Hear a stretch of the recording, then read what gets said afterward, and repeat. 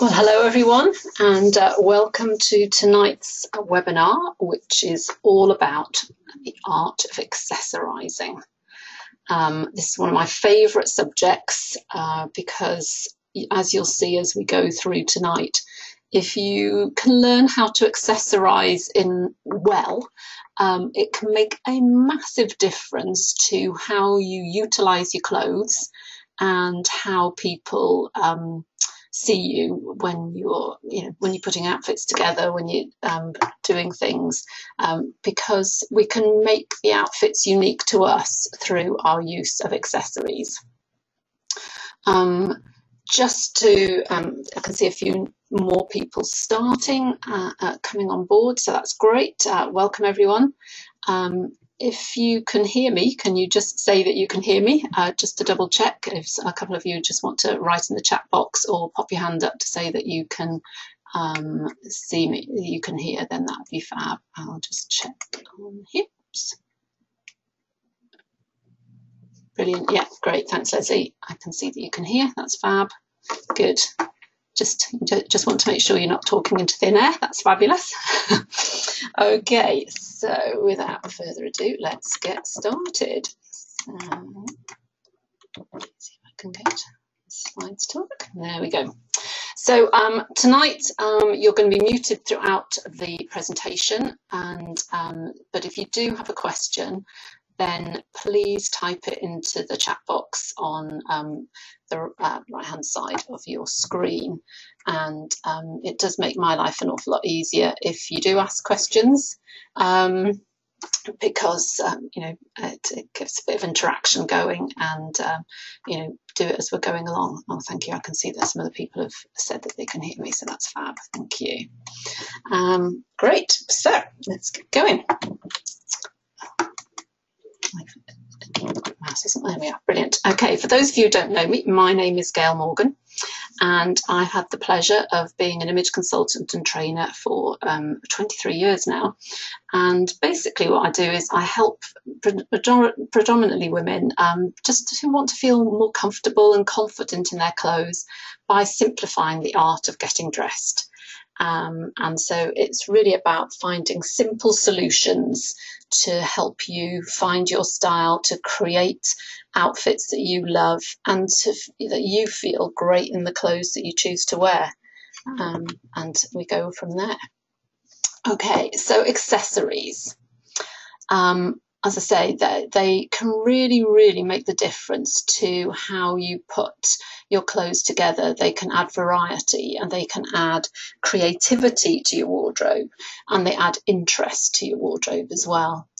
And I can remember this really came home to me once I met a friend, colleague for a cup of coffee, and she just said, "Wow, you look amazing, you look great, I love what you're wearing, your scarf looks great." And when I thought about it, it was literally, I had a pair of navy trousers on and a white t-shirt, but I had a scarf and a lovely pair of silver earrings. And literally that's what lifted something that was a very basic outfit into something different, into something that I could put my kind of stamp on, if you like. And so it doesn't take very much, and it doesn't have to cost very much either, to add that little bit of interest into your wardrobe. And it also makes your clothes very versatile as well, because it means that by adding a scarf, a necklace, a different pair of shoes, a different handbag, we can change the look of a garment and change an outfit quite quickly. I've just written a blog today, actually, just on the Wardrobe That Works site, which I'm going to direct you to later on. And because I got an email from a client, and she was just ecstatic because she'd found different ways to wear a jumpsuit that we bought last month, and by using different accessories, she'd been able to wear it to a number of different events and occasions, quite wide ranging, going from going to a gig to going to the Houses of Parliament, but wore the same outfit but accessorised in different ways. So that is really the power of accessories. And so again, they can update your wardrobe. So if you've got a classic garment in the back of your wardrobe that you want to bring out, but you can update it by changing the accessories you wear with it. And also accessories, what they do is create, or can do, is create a focal point. And so they can draw attention to an area of your body that you want to draw attention to. So most of the time we want people to look at our face. So that's why utilising scarves and necklaces can do that straight away for us. Having an interesting pair of earrings. And equally, you know, some grooming can do that for us as well, because if we've got a fab lipstick on, then that's going to do a similar sort of thing. So accessories aren't grooming, but you know, it's important that we do look after ourselves, that we, you know, have clean hair and look after our clothes as well, because no matter how fabulous our clothes and accessories, if we haven't brushed, cleaned our hair, or we've got horrible bitten nails, then unfortunately that's often what people will see. But that's a whole other topic for another day. Okay, so when we're thinking about accessories, you know, again, we're going to have accessories that are only going to be appropriate for certain times of the year. It's finally getting a little bit warmer here in the UK, so hopefully we won't need to be wearing boots and woolly scarves for the next couple of months. So I don't know whether we'll be wearing the picture at the bottom, but we'll certainly be going into things that are a bit more lightweight, so more linen or light scarves, and sort of lighter sandals, flip-flops, which obviously are going to be more appropriate for this time of year. And then the other thing that I find very often with clients is, you know, do your accessories complement your outfit? This is especially so with shoes, which I'll talk about in a moment. But really, you know, just think about, does the colour, the density, the fabric or the leather of your shoe, does it match the density of your outfit? A lot of people make mistakes at this time of year, where even they've gone into certainly more floaty kind of skirts or dresses. Maybe they're going to an event, but they think, oh, I'll just stick my black court shoes on because that'll go with everything. But actually, you know, black court shoes are not really going to be appropriate to be, they're too heavy really to be worn with something that's quite light and floaty. It is more about getting into sandals or even slingbacks or peep toes or something like court shoes, just to give it a little bit lighter. And then do your accessories work with your body line? So if you were on the webinar we did a couple of weeks ago, then we talked about body shapes and also about body line. So if you know that you've got more curves in your body, you're probably going to be better off with more curved details in your accessories. So say you had a pendant, you know, you'd be better off with a circle or an oval shape rather than a square or a rectangle. Equally, it could be, if you're more curvy, you might be better off with a curved belt buckle or a curved toe to your shoes, because the theory is that, you know, we follow your body line in our accessories and clothing details. So that's just one little thing to maybe think about, and maybe think why you like certain shapes, and it also could be shapes of patterns as well that you might like as well. Okay, shoes. So shoes, fabulous, can really, you know, make or break an outfit. Lots and lots of choice, lots of colour. I mean, you know, you go into any shoe department and you could be completely overwhelmed.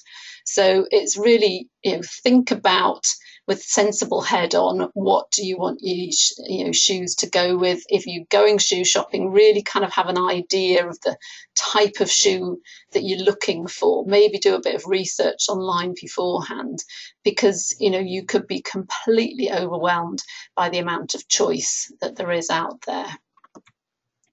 But do take time and care when buying, you know, because they're an investment generally, and, you know, as I say, think about, you know, what's going to go with what. I'm not a great advocate of only having one pair of shoes to go with one outfit, as you'll have realised by now. So it is about getting versatility into your wardrobe and into your shoe wardrobe as well. I'm not saying we can't buy lovely, fabulous shoes, but think, could it go with a couple of outfits, not just one? And think about it from that point of view. As I said, the style of shoe should complement the style and the fabric of the outfit, and also think about your scale as well. So if you're very petite, then you're probably not going to be great with a pair of clumpy, massive shoes, because they're going to look out of proportion on your smaller frame. And equally, if you're, 6 foot tall and, size 16, you're probably not going to be great in tiny little tiny slim heels either, because they're not going to, well, A, support you, but also then just going to look, again, out of proportion. And then be aware of very high heels. You have to practice to walk in them, so that you don't totter and look a bit silly. But more often than not, we're trying to find solutions for, or I'm certainly trying to find solutions with clients, of looking for elegant shoes that maybe aren't high heeled. And there are plenty of options out there at the moment. And certainly in the summer we can do platform kind of wedges, which will give you some height, but not necessarily going to be actually a high heel. So there are options out there that are always possibilities. And then in the winter, I love a pair of boots, and we can do, there's so many options. But think about which boots are going to work with trousers, whether they're going to work, whether you've got slightly flared trousers or whether you've got skinnies, or so that you can tuck them into your boots. A good solution if you can't wear heels and you want to wear a skirt in the winter is to wear a knee-high boot, because it lengthens your leg, and but also you can do it, it's flat as well, so a great option to look for. So for boots, especially in the UK, when we do wear our boots sort of at least 9 months of the year, look for a mixture of styles, look for different fabrics, different heel heights, but focus on your key neutral colours. So if you know that you're better in warm colours, then you're going to, it's better to sort of invest in some good brown, dark brown boots, tan boots maybe. But if you're on the cool side, then navy grey, black are going to be better options for you. And you can then start to almost build like a shoe and boot wardrobe, which will help you in lots of situations, and help create those outfits you want to wear. Okay, so hosiery, and so by this I mean tights, socks, stockings, hold-ups, etc. Generally, toning colours work best, especially if you don't particularly like your legs or you want your legs to look longer. So if you see the picture of the girl on the bottom right, because she's matched her tights to her shoes, it makes her legs look longer. Whereas if you go for fancy tights, whatever they might be, you are going to create a focal point and people will look at your legs. And if you don't like your legs, then don't wear the fancy tights. It's quite simple, really. But think about the different deniers of tights that you can wear, and the rules are that the lower the number, the sheerer the tights will be. So if you want quite a natural sort of look for your legs at this time of year, then go for a 7 denier, and I've even seen 5 denier, but 5 to 10 denier is best this time of year. Also, there's so many different types of stockings and tights you can wear now, from ones that you can kind of hook up over your big toe, a bit like a flip-flop, so that if you wanted to wear a peep toe court shoe, you could do that. So your toes would show and you could show off your pedicure and painted nails, but the rest of your leg is covered in tights, so that you're not having to bare your legs to the world. So lots and lots of different options, and obviously in the winter then you can go for a thicker denier tight as well, to keep you warm. And then just socks should blend with your trouser colour. So very similar to what I was saying about earlier on with the black tights you can see in that picture. If you want your legs to look longer, then again, you want to try and keep the same colour or depth of colour on your legs as much as possible, because if you put different colours on in different parts, so different coloured socks, different coloured shoes, it creates a break and again a focal point, and it will draw attention to that area. And if you do that, then actually the optical illusion is that it shortens your legs to the person who's observing you. Okay, so let's think about handbags. We all love a handbag, and a handbag can, again, create some variety, add interest, add some colour.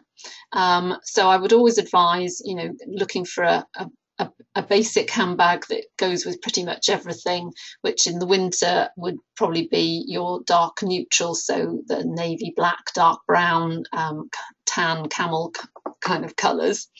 But it's always, you know, certainly in the summer, again, like I was saying about the black court shoes, the black handbag might not always go with summery sort of clothes and might look a bit strange. So think of maybe a lighter fabric, or certainly look at an alternative colour. So you can spend a lot of money on your bags, or you can, you know, go to different shops, and most department stores, most brands and shops and stores will have different handbags. And I always love going into Zara, because you'll always find something different in there, and they'll have colour. And you'll probably spend about £30 on a bag, which is, you know, going to last you throughout the summer, and just add again a bit of light and variety. So again, think about the colours that you wear most of the time, and see if you can find a bag that will tone in with your wardrobe.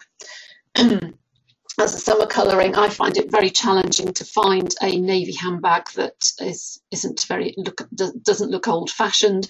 So I tend to use colour throughout the year as well. So I'll do a darker grey in the winter, and maybe a sort of light blue or a pink or lighter grey in the summer. But the other thing to think about is the shape of the bag. Again, if you are more, if you've got more angles in your body, if you look at the pink handbag in the picture there, that was going to suit you better than the green handbag, because the green handbag is a real kind of slouchy, curved bag. And if you look at your bags, I've most times when I do a training or a workshop on handbags and get people to look at their handbags, it's amazing how often people have instinctively gone for the right shape handbag. And again, think about size. So if you're petite, you want to go for a smaller size. If you're larger scale, you'd be better off with a big bag, because it just, again, it's all about proportion. It works with your body much better if it's is appropriate and is in proportion to your body's shape and size. Okay. Belts. Okay, my favourite. So if you really use with caution, unlike Gok, I'm not going to put belts on everyone, no matter what their shape, because if you carry your weight in the middle, a belt probably isn't going to be the best thing for you. Certainly not one that is a different colour, as in this picture, because it creates a very definite focal point. And, if you don't want people looking at your waist, then please don't stick a big contrasting belt in that area. So again, think of your shape, think of your scale, think of your line. So if you do want to wear a belt, then, think, if you're bigger, then you go for a bigger belt. If you've got more angles in your body, then you're better off with a square buckle. If you've got more curves in your body, go for a softer fabric and a more curved buckle. So lots of different things you can look at with a belt. If you don't like your waist, but you do want to wear a belt, then maybe wear the belt slightly lower down, across the hips, or on your belts, on your jeans, obviously, if you need to keep the trousers up. But if you do like your waist and you want to wear a belt, then obviously you can wear it over the top of a skirt or something like that, or into jeans, or even over the top like here. But as I say, do think about the colour, the fabric and the size, because it can quite obviously create quite a big focal point if you're not careful. Jewellery. Okay, so this is the quickest, the easiest way to make a difference to your outfits. And you know, it is vital that you invest a bit of time in picking some jewellery that complements what you're wearing, because you can use jewellery to pull together colours, to pull together the styles from your outfit as well. And as a general rule, when you're looking at necklaces, your necklace the shape of the necklace should reflect the sort of the shape of your neckline. So if you've got more of the first necklace, the necklace there, so if you think about it, that's going to look good in a scoop sort of shaped neckline, because that's the shape of the necklace. It could also work probably with like a V neck, or even a square neck actually, but that's the kind of shape of it. Whereas if you've got more of a pendant shaped necklace, then that's going to be better in a shirt, in a V neck, or in a wrap top, because it fills the space basically. If you've got a long neck, then dangly earrings can be really good, because obviously it fills the space. And obviously we can use bracelets, we can use rings, we can use different earrings, you know, as different elements in our jewellery.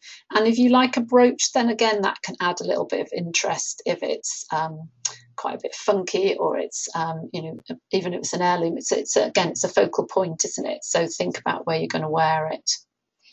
But colour, and this is, you know, obviously we can use silver and gold or rose gold. So we use those metals to enhance our colouring as well. So if you know you've got a cool undertone, then you're going to be better in a white metal. If you know you've got a warm undertone to your skin, you know you're going to be better in a gold or a brass or a bronze. And then, you know, if you know what your season is, again, you can choose the colours in your stones, in the jewels that you use on the necklaces and the earrings, etc., to enhance your colouring as well. And as I say, it really does help to pull together colours in your wardrobe and in your clothes, and it just lift it really. And it's amazing how, you know, it just create that interest. And again, as I said before, it brings that focal point around your face. So that's what usually, as I say, where we want people to be looking, so that they're focusing on what we're saying. Just like we've talked about with some of the other accessories, think about the size of it as well. So again, if you're petite, you're probably not going to be able to wear, you know, massive earrings, massive necklace and massive watch or bracelet. I'm not saying that you couldn't do one of those elements, but be careful, because otherwise you just could look completely overwhelmed. Whereas the larger scale you get, then you will be able to carry bigger and larger pieces of jewellery, as a general rule. And then just avoid anything that's too big or too noisy, especially if you're going for an interview or you're doing a presentation, because if you move your arms around a lot and you've got a load of clanking bracelets, then that's all anyone's ever going to remember about you, and hear probably as well. So just be aware of that. And then I just found these photographs, and I just thought it kind of illustrated how, you know, by putting that necklace into the outfit, how it really lifts and draws attention, brings the attention up to the face, as I said before. So the girl on the left, it looks a bit nice enough outfit, but it looks a bit drab and a bit plain. Whereas as soon as you put a necklace in, and also the bracelet as well actually, but you add interest immediately into an outfit there, and it just looks so completely different to as it would do if you just left it plain. So if nothing else, go out and get some necklaces and stick them there, because there's usually a big space waiting to be filled at our neck, And you know, we could do so much with our necklaces. And again, it doesn't have to cost a fortune. You know, we can go out there and you know, go to department stores, into boutiques, go to, you know, Stella and Dot Party. They will be able to help you with finding some jewellery that's going to be fab for you. So there's no excuse to not find some jewellery, because there's plenty of choice out there. Okay, so if you have to wear glasses, or even if you just want to wear, you know, choose sunglasses at this time of year, again, just like we've been looking at with the other accessory items, think about the colour. So again, if you know what your colour, you know, you've had a colour analysis, think about the right colours for your frames. Even think about the colours for the lenses as well, because with sunglasses, you can get lenses in brown, you could get them in black, and you can get them in grey as well. And probably, I think, even in green. But you know, so if you're warm, then you do lots of brown tones. If you're more cool, then you could do the black, or as summer, you could do a softer version in the grey. Again, think about what's your shape face. Have you got more curves or angles in your face? Then, you know, you would look at more curves in your lens, in your frames as well. Or if you're more angular, you'd do a squarer sort of, or more rectangular frame. And likewise, you know, what size glasses frames would you go for, and how big a pattern. So again, if you're small scale, you probably want to minimize the amount of pattern and the size of the frames, whereas if you're larger scale, you might be able to take something bigger. Obviously, sunglasses do tend to come bigger anyway.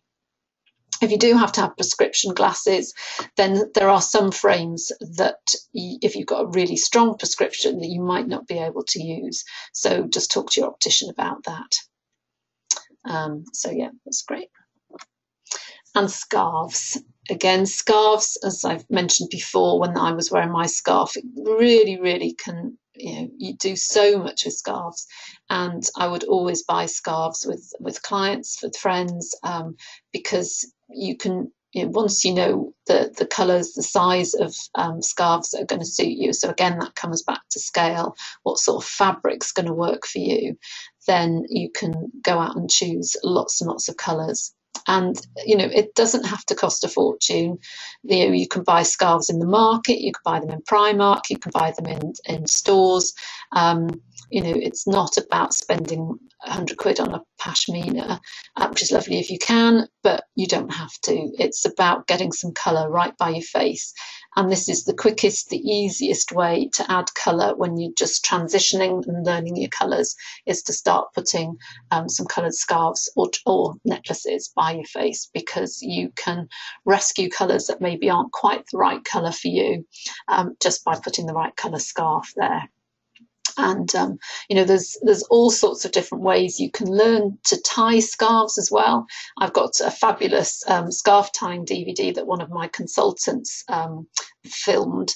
So if anyone ever wants one, then I can send them out to you. And that it shows you, I think it's 30 different ways to tie scarves, and so helpful, so handy. So if you ever need anything like that, just get in contact with me. I can send you to her. But again, go for scarves, because they make a massive difference. And as I said earlier on, obviously you'll have different scarves. Hopefully you wouldn't need to have the tartan one just at the moment. It's more lightweight. And obviously we can use scarves in the summer as a wrap, or you know, over our shoulders if we're going out in the evening. So there's a versatility in there as well. And then if you've got a function coming up, think about the hats that you're going to wear.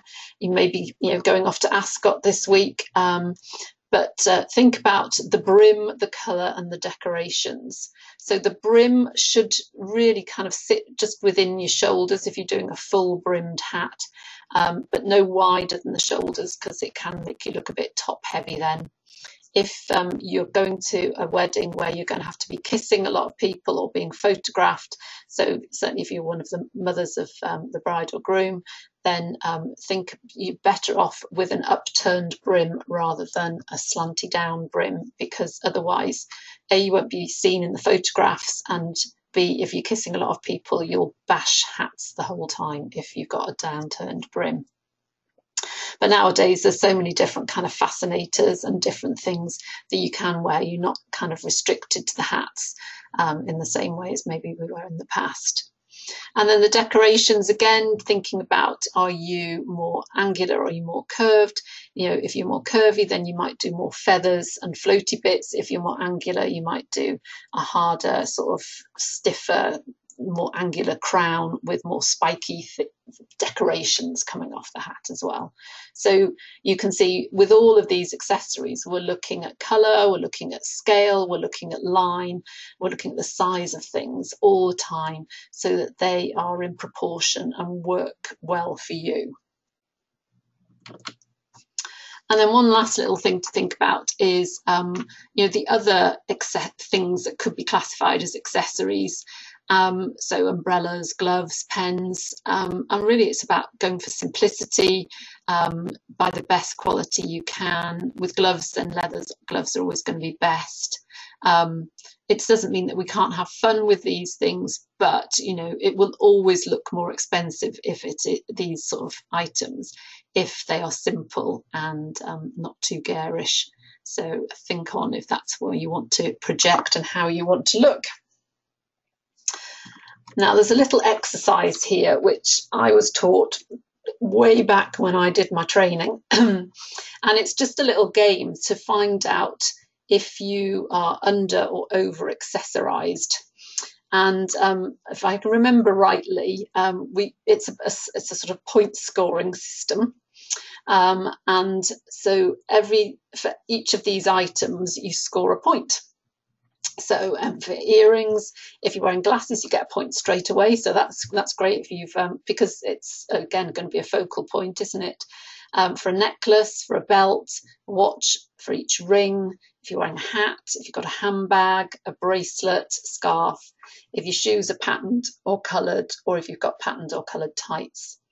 Now we should be wearing at least, and I say at least, 5 of these items, going up to possibly 10, but I'm quite added those up. But once you get beyond 10, then you've got to be careful because you could end up looking a bit like a Christmas tree. But some people I meet will barely get to 2. So, you know, think on, even if you do nothing else, but you've got earrings, a necklace, a watch, and a handbag when we go out, and possibly a scarf, then you know that's going to start to add some interest into your wardrobe.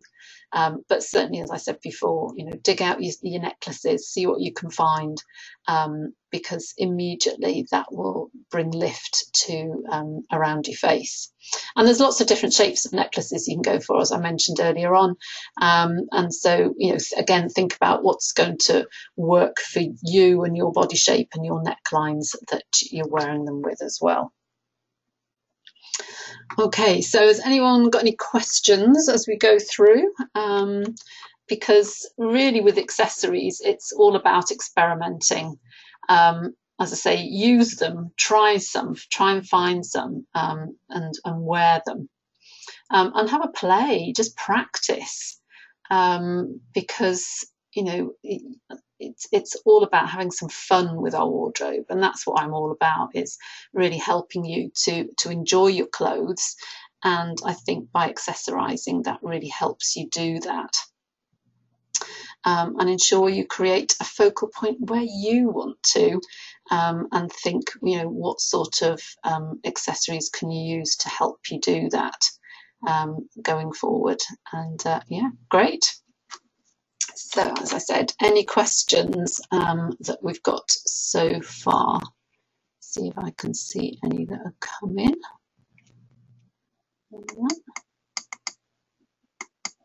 Oh, hang on, I'm just going to pull this out. Oops, so I can see it. Oh. Sorry, technical terms here. Right, okay, right, got it now. Let's see. Maybe there should be a camera. Maybe you could.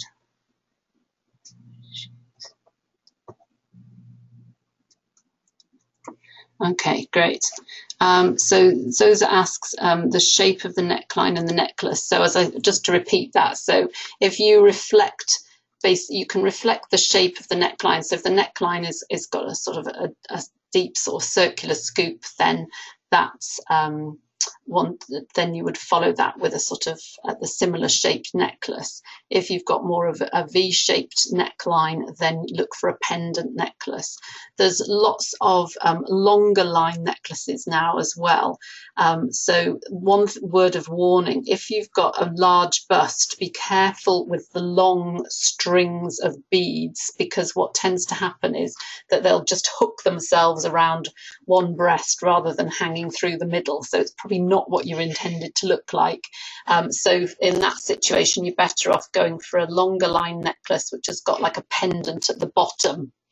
And so that it kind of hangs between your breasts and kind of sits there much better. But again, be careful if you've got a larger tummy, because if the pendant's sitting on your tummy, it's going to have to create a focal point there, isn't it? So these are just little things. So when I'm saying try on these, the accessories, try on the necklaces and experiment a bit and see what works and see where your eye's drawn to as you're wearing them as well. Okay, Lee asks, could I do a blog post with pictures which show outfits, which shoes fit together and feeling the things that don't go together? Yep, definitely, I'll do that in the next couple of weeks.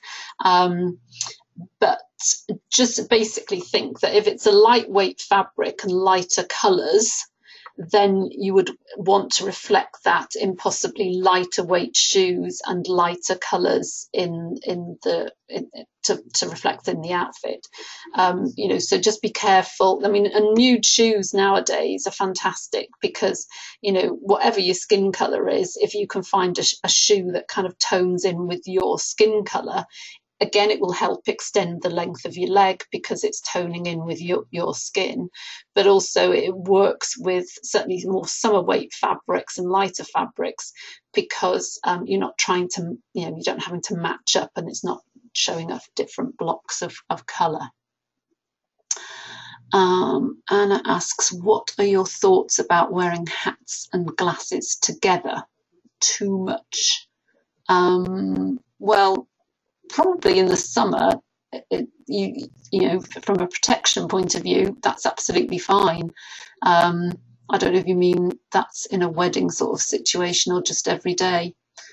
I think it's probably okay. As long, you probably have to be careful that you wouldn't wear kind of like very if you know what I mean by Dame Edna kind of glasses and a hat with lots and lots of detail, because that might be too much. Or if you feel that you want to wear sort of a very fancy hat, then see if you could go for a pair of glasses which are rimless or have got a very light lightweight frame, so that you know, they're not fighting with each other. It's probably the best way. Oh, I've just seen another one. Can someone with very thin wrists wear very chunky bangles or bracelets? Again, I would, if they've got thin wrists, Liliana, I would probably go more for thin bangles, but maybe a few thin bangles. So maybe, you know, do a multiple thin bangles rather than a big chunky bangle or bracelet, because that could, it's out of scale, isn't it? So it's kind of like, look at it that way. So I'd do, you know, 3 or 4 thinner bangles rather than a big chunky one. Just be careful not to wave their arms around, because they make it, you know, could be distracting, as I said before. Okay, brilliant. That's some good questions there. Okay, so just before I finish, I just wanted to remind you, if anyone was on the call last time, about the offer I've got on my Wardrobe That Works program at the moment. So let me just see if I can get that to move on. So yeah, if you're interested, just to let you know, I'm doing this special offer on the Wardrobe That Works for the summer months.